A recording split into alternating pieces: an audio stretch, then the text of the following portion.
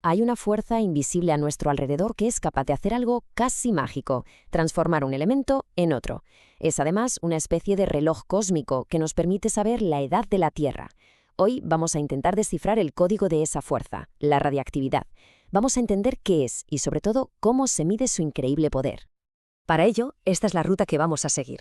Primero, lo básico, ¿qué es exactamente este fenómeno? Después, veremos la ley matemática que lo rige, que es sorprendentemente predecible.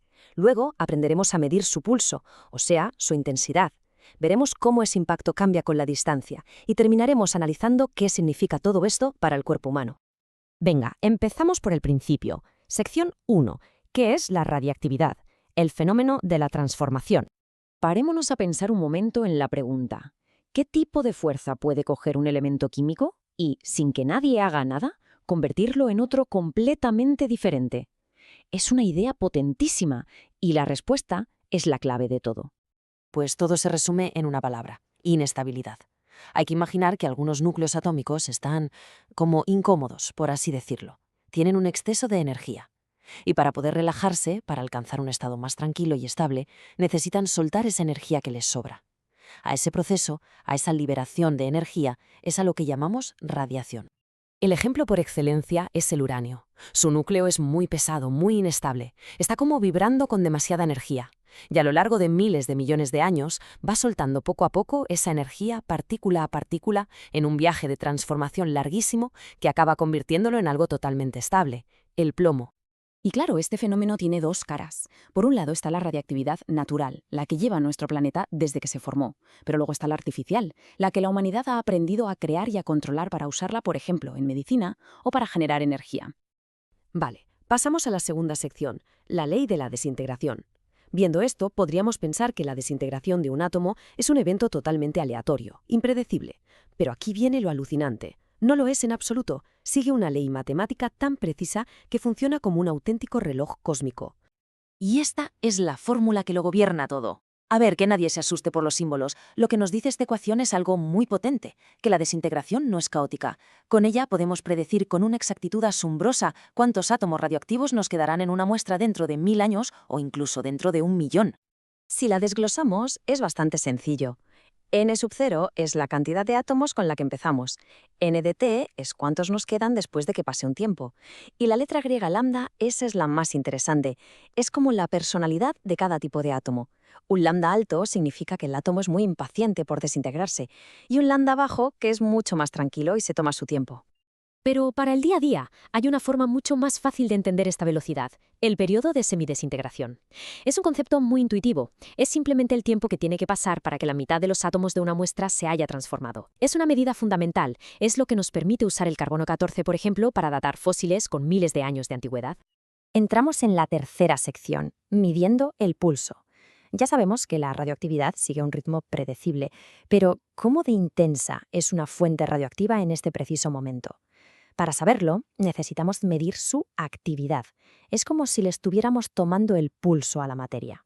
La actividad es, literalmente, eso: el número de desintegraciones que están ocurriendo cada segundo, la cantidad de latidos por segundo de esa fuente. Y por eso su fórmula es tan lógica. Se calcula multiplicando el número de átomos que tenemos por su impaciencia para desintegrarse, o sea, por lambda.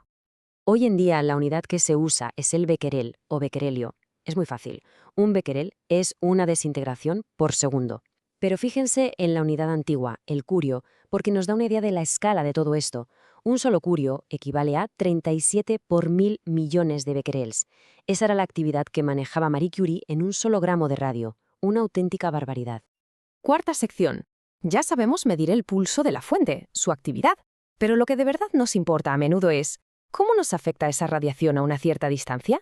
Para entender eso, hay que medir la energía que la radiación va depositando en el medio que atraviesa, como por ejemplo el aire. Y para eso se utiliza la constante de Kerma. Cada material radioactivo tiene la suya propia. Es como su huella dactilar, un número que nos dice cuánta energía es capaz de soltar en el aire a su alrededor. Es una herramienta fundamental en seguridad radiológica. Y esta fórmula que vemos aquí nos da la regla de oro, la más importante de la protección radiológica. Fíjense bien en la parte de abajo, d². ¿Qué significa esto? Pues algo importantísimo. Si duplicas la distancia a una fuente radiactiva, el impacto no se reduce a la mitad, se reduce a una cuarta parte. La distancia es de lejos nuestro mejor escudo.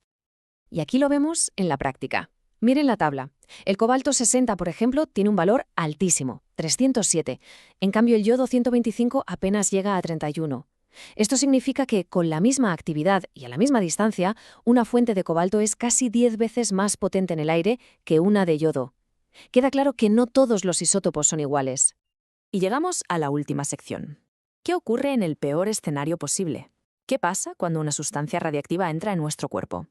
Ahí el riesgo es interno y necesitamos una manera de medir el posible daño a muy largo plazo. Para esto se usan dos medidas clave. La primera es la dosis equivalente comprometida. Esta se centra en un único órgano. Por ejemplo, si alguien ingiriera yodo radiactivo, este tiende a acumularse en la tiroides. Pues bien, esta dosis calcularía el impacto total que recibiría ese órgano específico a lo largo de 50 años. Pero claro, ¿y el riesgo para el cuerpo entero? Para eso está la dosis efectiva comprometida. Esta suma las dosis de todos los órganos, pero lo hace de forma inteligente. Le da más peso a los tejidos más sensibles a la radiación, como la médula ósea. Así se consigue una sola cifra que representa el riesgo global para la salud de esa persona. Hemos hecho un viaje desde el mismísimo corazón de un átomo inestable hasta su impacto en el cuerpo humano, y todo este camino lo hemos recorrido guiados por las matemáticas. Hemos cogido un misterio invisible y lo hemos convertido en algo predecible, medible. Y esto nos deja con una pregunta fascinante. Si ya hemos aprendido a leer el código de los átomos, ¿qué otras fuerzas fundamentales del universo estamos a punto de descifrar?